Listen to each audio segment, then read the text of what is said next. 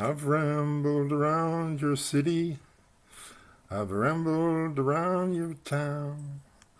Never see a friend I know as I go rambling around, boys, as I go rambling around.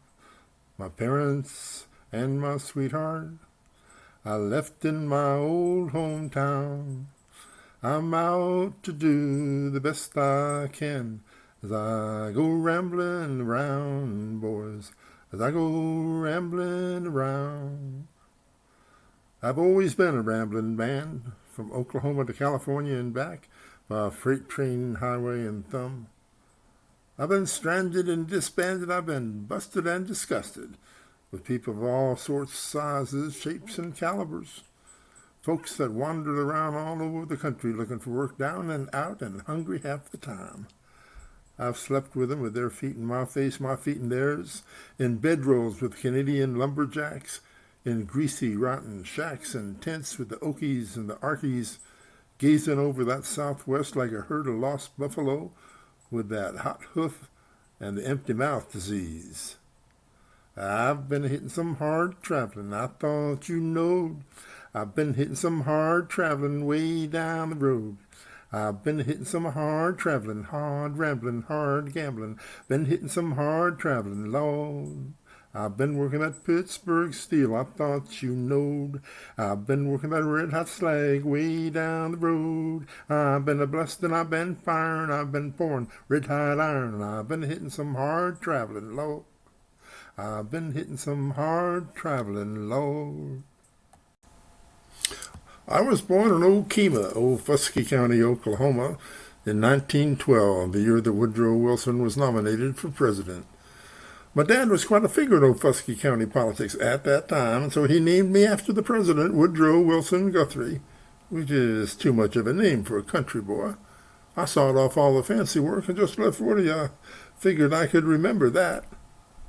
My dad, he got born in the sands of Texas, down off along a boundary line called Bell County, under the shade of a short-haired cotton stalk and in the shadow of a big, slim castor bean.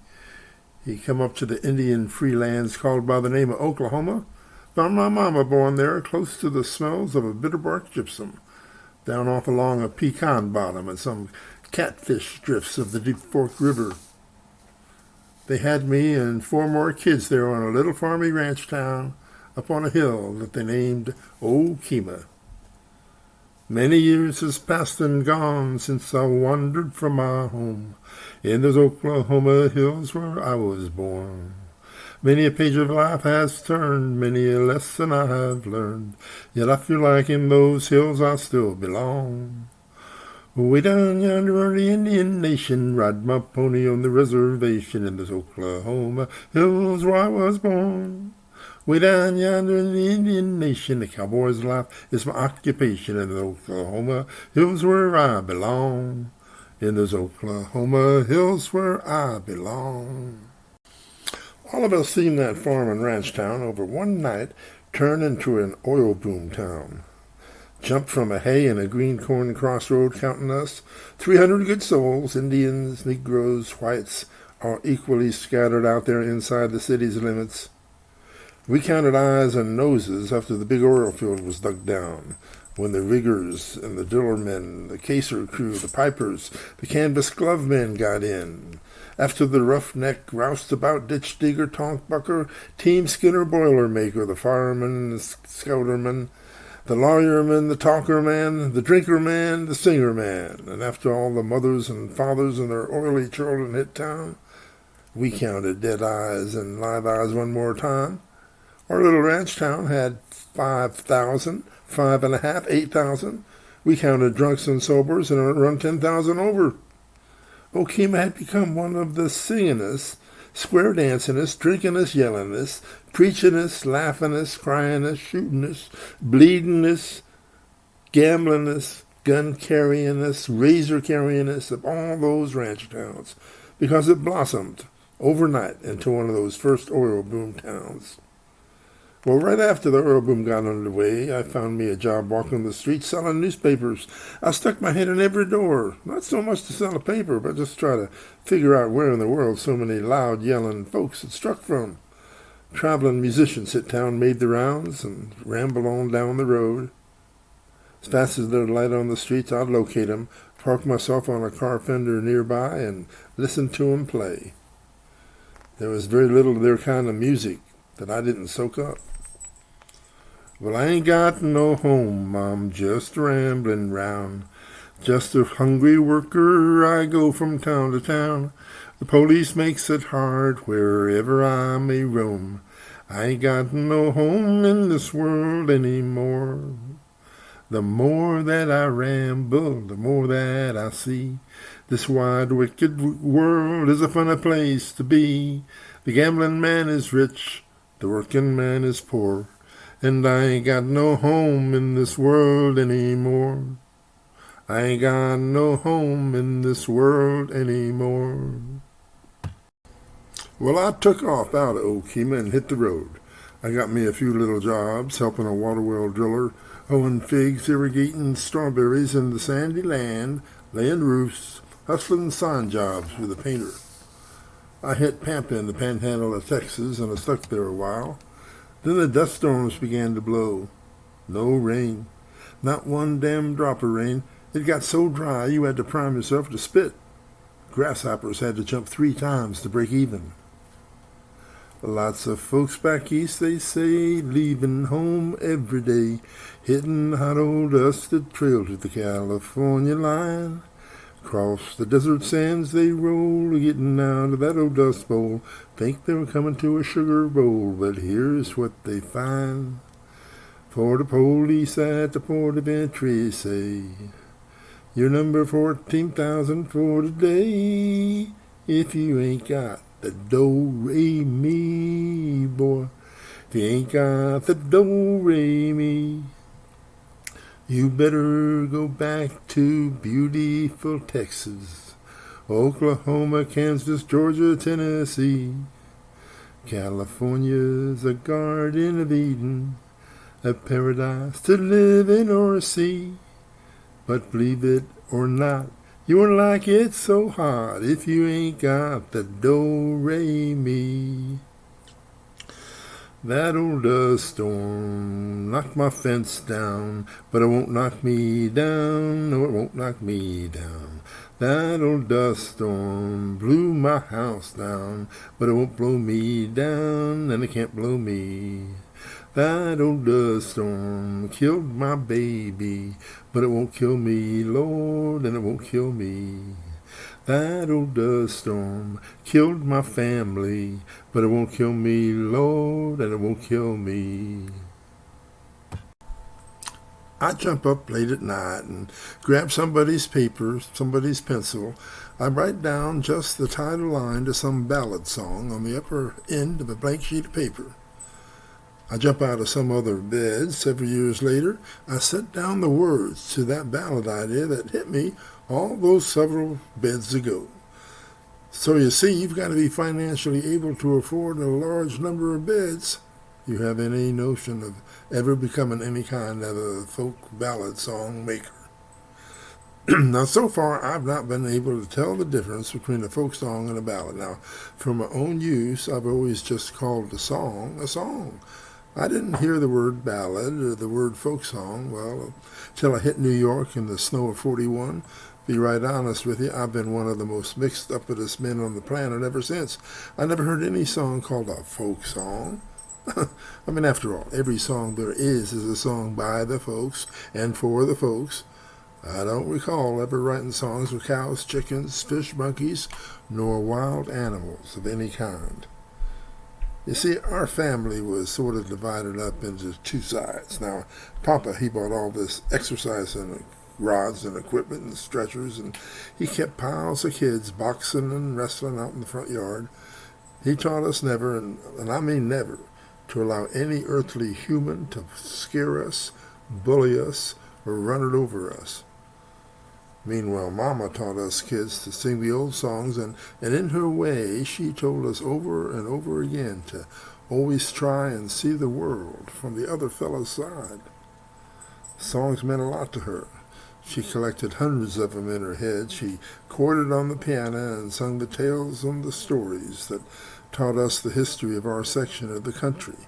Its weather and cyclones, its pretty women and love affairs, its disasters, and its outlaws. I was just following in the footsteps of my mother when I wrote this song about Oklahoma's most famous outlaw. Come gather round me, children, a story I will tell. Proud pretty boy Floyd, an outlaw, Oklahoma knew him well. And I was in the town of Shawnee on a Saturday afternoon. His wife beside him in the wagon, as into town they rode. A deputy sheriff approached him in a manner rather rude, using vulgar words of language, and his wife she overheard.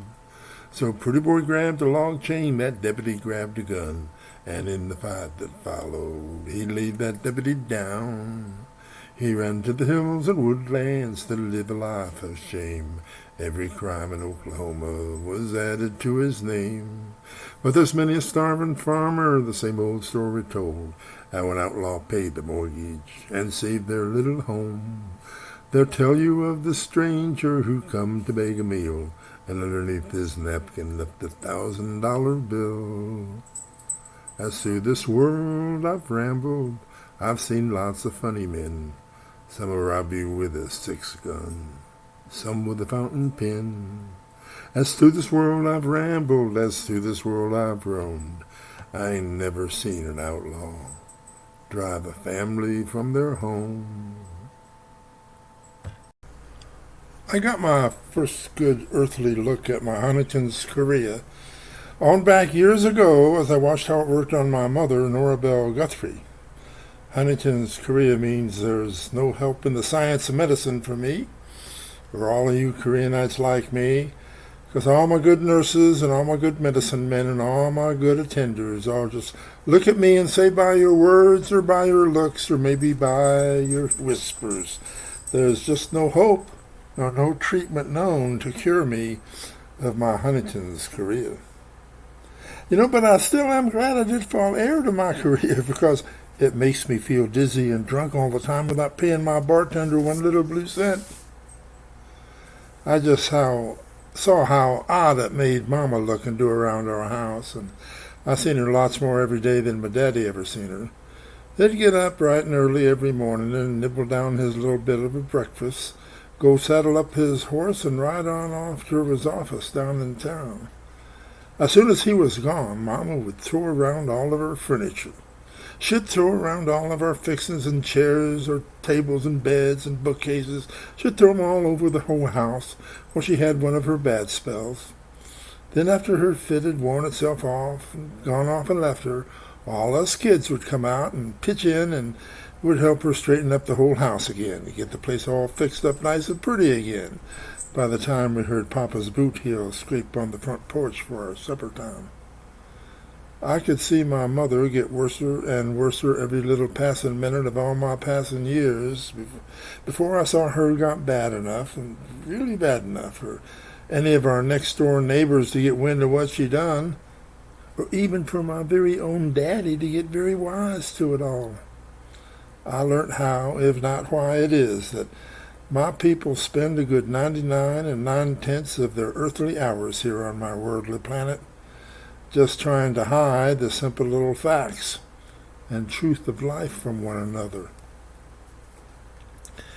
Take a trip with me in 1913 to Calumet, Michigan in the copper country. I'll take you to a place called Italian Hall, and the miners are having their big Christmas ball. I'll take you in a door and up a high stair. Singing and dancing is heard everywhere. Let you shake hands with the people you see and dance all around the big Christmas tree. You ask about work and you ask about pay. They tell you they make less than $1 a day, working their copper claims, risking their lives. It's fun to spend Christmas with the children and wives. A little girl sits down by the Christmas tree lights to play the piano, so you gotta keep quiet To hear all this fun, you would not realize that the copper boss thug men is milling outside. Copper boss thugs stuck their head in the door. One of them yelled and he screamed, "There's a fire!" A lady, she hollered, "There's no such a thing. Keep on with your party, there's no such a thing." Few people rushed, but it's only a few. It's just the thugs and the scabs fooling you. A man grabbed his daughter and he carried her down, but the thugs held the door and they could not get out. Then others followed, 100 or more, but most everybody remained on the floor. The gun thugs laughed at their murderous joke, and the children were smothered on the stairs by the door. Such a terrible sight I never did see. We carried our children back up to their tree. The thugs outside still laughed at their spree, and the children that died, there were 73. The piano played a slow funeral tune, and the town was lit up by a cold Christmas moon. The parents, they cried, the miners, they moaned. See what your greed for money has done. I've been a member of 9 different unions. We didn't have a big newspaper or any big radio station telling our side of the story, and didn't have any judges, didn't have any police force, but we had people. First time I ever heard about a union, I guess I was no more than about 8 years old. What I heard was the tale of the two rabbits. Now, there was a he-rabbit and a she-rabbit that a pack of hounds was chasing all over the countryside. Finally, these rabbits holed up inside a hollow log outside. The dogs is a-howling. Well, the she-rabbit turned to the he-rabbit and said, "Well, what do we do now?" He-rabbit just gave her a wink and said, "Well, we stay here till we outnumber 'em." There once was a union maid. She never was afraid of the goons and the ginks on the deputy finks on the deputy sheriff who made the raid. Went to the union hall when a meeting it was called, and when the Legion boys come round, she always stood her ground. "Oh, you can't scare me, I'm sticking to the union. I'm sticking to the union. I'm sticking to the union. No, you can't scare me, I'm sticking to the union. I'm sticking to the union till the day I die." Well, gals, if you want to be free, just take a tip from me. Find yourself a union man. Join the ladies' auxiliary. Married life ain't hard if you've got a union card. A union man has a happy life when he's got a union wife. Well, you know, I wrote that song for the ladies' auxiliary, and they said they liked it all right. He said, "Well, Woody, you only say ladies' auxiliary one time in the song." "Oh, well, I took out my pencil and scribbled on this one. Oh, the ladies' auxiliary, it's a good auxiliary. It's the best auxiliary that you ever did see. If you need an auxiliary, see the ladies' auxiliary. It's that ladies' auxiliary." I hate a song that makes you think that you're not any good. I hate a song that makes you think that you're just born to lose, bound to lose, no good to nobody, no good for nothing, because either you're too old or too young or too fat, too thin, too ugly, too this or that. Songs that run you down, songs that poke fun at you on account of your bad luck and your hard traveling. I'm out to fight these kinds of songs to my very last breath of air and my last drop of blood. I'm out to sing songs that will prove to you that this is your world, and if it's knocked you pretty hard, knocked you for a dozen loops, no matter how hard it's run you down and rolled over you, no matter what color you are, what size you are, how you're built, I'm out to sing the songs that will make you take pride in yourself. I wrote this here song that I've called "God Blessed America for Me." Later I changed the title to "This Land Is Your Land." Well, they started playing that song on the radio, but I couldn't believe it.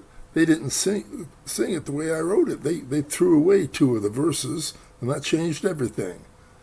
Every time that darn song came on the radio, I got mad all over again about what they'd done to it. As I was walking That ribbon of highway I saw above me, that endless skyway I saw below me, that golden valley. This land was made for you and me.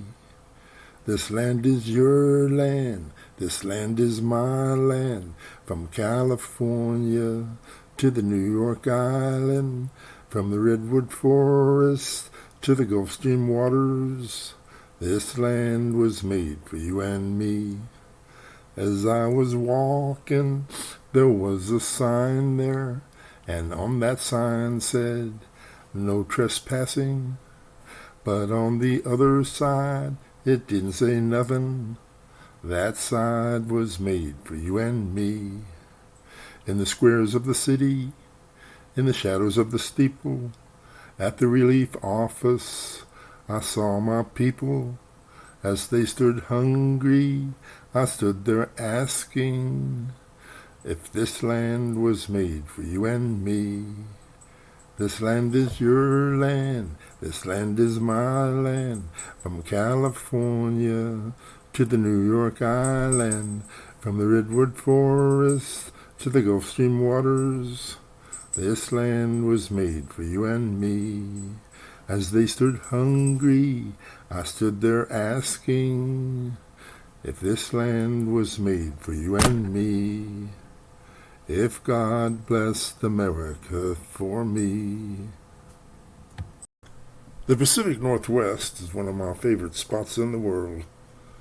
Northwest has got mineral mountains, it's got chemical deserts, it's got rough-run canyons and saw-blade snowcaps. Ridges out of 9 kinds of brown, hills 6 colors of green, and cliffs the 5 shades of shadows. And it's got stickers, the 8 tones of hell. I pulled on my shoes and I walked out of every one of these Pacific Northwest mountain towns, drawing pictures in my mind and listening to poems and songs and words faster to come and dance in my head than I could ever get them wrote down. Green Douglas firs where the waters cut through, down the wild mountains and canyons she flew, Canadian Northwest to the ocean so blue. Roll on, Columbia, roll on. Roll on, Columbia, roll on. Roll on, Columbia, roll on. Your power is turning our darkness to dawn. Roll on, Columbia, roll on. Up on the rivers, the Grand Coulee Dam, the mightiest thing ever built by a man, to run the factories for old Uncle Sam. Roll on, Columbia, roll on. Well, I was hired by the Bonneville Power Administration in Portland, Oregon, to write a song in favor of developing the Columbia River with hydroelectric power, building dams. It was pretty controversial in those days, and they needed all the help they can get. Well, they put me on the payroll for 30 days and give me almost $300. So I wrote them a song, and then in case they didn't like that song, I wrote them another, and then another after that, and by the time my 30 days was up, I'd given them 26 songs. Oh, the world is 7 wonders, so the travelers always tell. Some gardens and some towers, I guess you know them well. But now the greatest wonder is in Uncle Sam's fair land, the King Columbia River and the great Grand Coulee Dam. She heads up the Canadian Rockies where the crystal waters glide, comes tumbling down the canyon to meet that salty tide of the great Pacific Ocean where the sun sets in the west, in the great Grand Coulee country, in the land I love the best. Now in Washington and Oregon you hear the factories hum, making chrome and making manganese and light aluminum. Up rose the flying fortress to fight for Uncle Sam, spawned upon the King Columbia and the great Grand Coulee Dam. That Bonneville Dam is a sight to see, makes that electricity, electricity, makes that electricity. God almighty, I've been interested in the world of stuff since I've been born. I don't know why it is, but about half the time I feel like I ought to be anywhere else in the world except right here where I am. If I ever die, don't bury me on Wall Street under a cement tree. where folks can look at a marble slab and all this trash and obstructory. But if I die, oh, when I do, just cart me out where the sky is blue. Have some courier carve this piece. Woody knows just where he is. When I think back through my life to everybody that I owe and the ones I can remember, of course I know I owe these folks. They owe some other folks. These are in debt to others, and all of us owe everybody. The amount that we owe is all that we have. I've heard a storm of words in me. I guess I got to where the only way I could cry was on some piece of paper in words like these. But I know that these words that I hear, they're not my own private property. I borrowed them from you. I borrowed them the same as I walked through the high winds and borrowed enough air to keep me moving. You may have been taught to call me by the name of a poet, but I'm no more of a poet than you are. I'm no more of a writer of songs than you are, no better singer. The only story I've tried to write has been you. All I am is a sort of clerk and climate tester. My workshop is the sidewalk and your street and your fields and your highways and your buildings. And I'm nothing more or less than a photographer without a camera. I knew my trail would be a story that whirls. I knew this would be a free-wheeling, quick-starting, high-riding, circling course that keeps on repeating over and over and over again. And I was going to sing every song to be sung under the one name and the one tune. And that song, that tune ain't got no end. And it ain't got no notes wrote down. There's no piece of paper big enough to put it all down on. Every day you're down and out and lonesome and hungry. You're tired of working for a hobo's handout? Well, there's a new verse added to this song. Every time you kick a family out of a home because they can't pay the rent, owe lots of debts, there's another verse added to this song. When a soldier shoots a soldier, that's a note to this song. When a cannon blows up 20 men, that's part of the rhythm. When armies march off over the hill and they never march back, well, that's the drum beat of this song. This ain't a song that you can write down and sell. The song's everywhere at the same time. You ever heard it? Woody has. It's a mighty rough road that my poor hands has hoed. My poor feet has traveled a hot, dusty road. Out of your dust bowl westward we rolled, and your deserts was hot, and your mountains was cold. I've worked in your orchards of peaches and prunes, slept on the ground in the light of the moon. On the edge of the city you'll see us, and then we come with the dust, we go with the wind. Always we've rambled that river and I, along your green valley I'll work till I die. This land I'll defend with my life if it be. My pastures of plenty must always be free. My mother wished that I would be a man of great renown, but I am just a refugee as I go rambling around, boys, as I go rambling around.